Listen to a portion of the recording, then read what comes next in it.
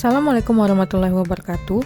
Ini adalah koneksi antar materi modul 2.1 pembelajaran berdiferensiasi oleh Eka Sanita dari Program Pendidikan Guru Penggerak Angkatan 9 Kabupaten 4 Lawang. Apa yang dimaksud dengan pembelajaran berdiferensiasi? Pembelajaran berdiferensiasi adalah usaha guru dalam menyesuaikan pembelajaran di kelas untuk memenuhi kebutuhan belajar individu. Lalu bagaimana pembelajaran berdiferensiasi dapat dilakukan di kelas? Salah satu cara penerapan diferensiasi dapat dilakukan dengan 7 langkah. Pertama, tentukan tujuan pembelajaran. Tujuan ini harus sesuai dengan standar kurikulum dan mencerminkan apa yang harus dipahami dan dikuasai oleh siswa. Dalam pembelajaran berdiferensiasi, guru perlu memastikan bahwa tujuan ini memungkinkan penyesuaian tingkat kesulitan sesuai dengan kemampuan siswa. Kedua, identifikasi kebutuhan belajar murid. Ada 3 aspek yang menjadi fokus kebutuhan belajar. 1. Kesiapan belajar. Penting bagi guru untuk menilai pengetahuan awal dari apa yang telah diketahui murid, untuk menentukan keberadaan murid dalam pemetaan kebutuhan belajarnya. 2. Minat murid. Minat adalah sumber motivasi intrinsik yang kuat. Ketika guru mengambil minat murid sebagai dasar dalam pembelajaran, mereka dapat memotivasi murid untuk belajar dengan lebih antusias dan tekun. 3. Profil belajar murid. Profil belajar murid dipengaruhi oleh lingkungan, budaya, gaya belajar, dan kecerdasan majemuk. Bagaimana guru dapat mengidentifikasi kebutuhan belajar murid? Ada beberapa cara mengidentifikasi kebutuhan belajar murid, yaitu menggunakan berbagai penilaian formatif dan diagnostik, mengidentifikasi kemampuan awal, percakapan individual dengan murid, membaca rapor murid di kelas sebelumnya, mengamati perilaku murid, mereview dan merefleksi praktik pembelajaran, berkomunikasi dengan orang tua, dan berbicara dengan guru murid sebelumnya. 3. Diferensiasi konten. Ini berkaitan dengan apa yang kita ajarkan, misalnya materi, konsep, dan keterampilan yang diperlukan, dengan tidak mengubah atau menurunkan standar kurikulum. 4. Diferensiasi proses. Ini berkaitan dengan kegiatan yang memungkinkan murid untuk berlatih dan memahami atau memaknai konten. Murid diberi pengalaman yang berbeda-beda dalam proses belajar, tergantung kebutuhan belajarnya. 5. Elaborasi. Elaborasi bisa terjadi dalam berbagai bentuk, termasuk diskusi kelas, proyek penelitian, menulis esai atau laporan, membuat presentasi, berdebat, atau menjalani studi kasus. Pada proses ini, guru dapat bertanya dan melakukan review bersama terhadap pembelajaran yang dilakukan murid, menjadi salah satu cara untuk meninjau ketercapaian tujuan pembelajaran. Tujuan dari elaborasi sendiri adalah untuk membantu siswa mengaitkan dan menggabungkan informasi baru dengan pengetahuan yang sudah ada, sehingga mereka dapat memahami konsep lebih mendalam dan menerapkan pengetahuan tersebut dalam situasi nyata. Elaborasi juga dapat membantu memperkuat pemahaman siswa dan mengembangkan kemampuan berpikir kritis, analitis, dan pemecahan masalah. 6.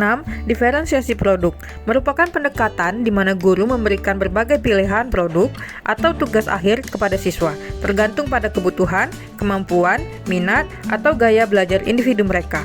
Ini memungkinkan setiap siswa menunjukkan pemahaman mereka dengan cara yang sesuai untuk mereka. Bagaimana pembelajaran berdiferensiasi dapat memenuhi kebutuhan belajar murid dan membantu mencapai hasil belajar yang optimal? Ada 7 alasan mengapa pembelajaran berdiferensiasi berhasil. 1. Proaktif dalam memenuhi kebutuhan beragam murid. Guru selalu berasumsi bahwa setiap murid memiliki kebutuhan yang berbeda dan aktif merencanakan pembelajaran yang menyediakan berbagai cara untuk mencapai tujuan pembelajaran. Hal ini memungkinkan pengalaman belajar dirancang untuk sebagian besar murid. 2. Kualitas lebih penting daripada kuantitas. Pembelajaran berdiferensiasi bukan tentang memberikan lebih banyak atau lebih sedikit tugas kepada siswa, namun dengan pendekatan kualitatif yang lebih efektif dalam memberikan tugas yang sesuai dengan tingkat kemampuan dan minat siswa. 3. Penilaian terpadu dan diagnostik. Dalam pembelajaran berdiferensiasi, penilaian bukan hanya alat untuk mengukur apa yang sudah dipelajari, tetapi juga digunakan secara diagnostik untuk memahami kebutuhan belajar individu siswa. Guru menggunakan hasil penilaian untuk merancang pengalaman belajar yang sesuai. 4. Diferensiasi dalam konten, proses, dan produk. Dalam pembelajaran berdiferensiasi, guru mengubah pendekatan terhadap 3 elemen kurikuler, yaitu konten, apa yang mereka pelajari, proses, bagaimana mereka mempelajarinya, dan produk, bagaimana mereka menunjukkannya. 5. Murid adalah fokus utama. Guru berusaha membuat pengalaman belajar yang menarik dan relevan bagi setiap murid, dengan pengakuan bahwa tidak semua murid akan menemukan jalan yang sama dalam pembelajaran.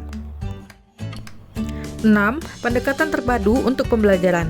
Pembelajaran berdiferensiasi melibatkan perpaduan antara pembelajaran seluruh kelas, pembelajaran dalam kelompok, dan pembelajaran individual. Guru menggunakan berbagai pendekatan sesuai dengan kebutuhan siswa. 7. Evolusi pembelajaran yang dinamis. Pembelajaran berdiferensiasi adalah proses dinamis dan organik. Guru dan siswa terlibat dalam evolusi pembelajaran. Kolaborasi yang berkelanjutan bersama siswa diperlukan dalam meningkatkan peluang belajar secara efektif bagi setiap siswa. Jadi, pembelajaran berdiferensiasi memberikan fondasi yang kuat untuk pertumbuhan dan perkembangan setiap siswa di dalam kelas. Apakah keterkaitan antara modul pembelajaran berdiferensiasi dengan modul lainnya dalam pendidikan guru penggerak?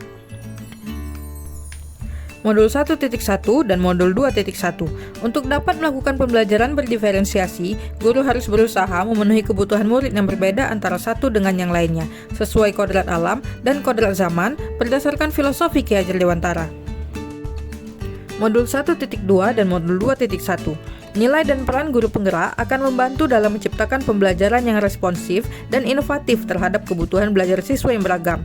Refleksi terus-menerus yang dilakukan terhadap pembelajaran akan mewujudkan pembelajaran berdiferensiasi yang lebih baik dan bermakna. Modul 1.3 dan Modul 2.1. Visi guru penggerak cenderung berkomitmen untuk membantu siswa mencapai potensi maksimal mereka. Pembelajaran berdiferensiasi menawarkan pendekatan yang memungkinkan setiap siswa berkembang sesuai dengan tingkatnya. Hal ini mendukung komitmen dalam visi guru penggerak. Modul 1.4 dan Modul 2.1. Budaya positif di sekolah dapat menjadi landasan yang kuat untuk mewujudkan pembelajaran berdiferensiasi yang efektif. Budaya positif menciptakan lingkungan di mana guru, siswa, dan staf sekolah merasa dihargai, diterima, dan didukung, sehingga mereka lebih termotivasi untuk berkolaborasi dan berinovasi dalam menciptakan pengalaman pembelajaran yang sesuai dengan kebutuhan belajar individu. Sekian dari saya, salam guru penggerak, tergerak, bergerak, menggerakkan. Terima kasih. Wassalamualaikum warahmatullahi wabarakatuh.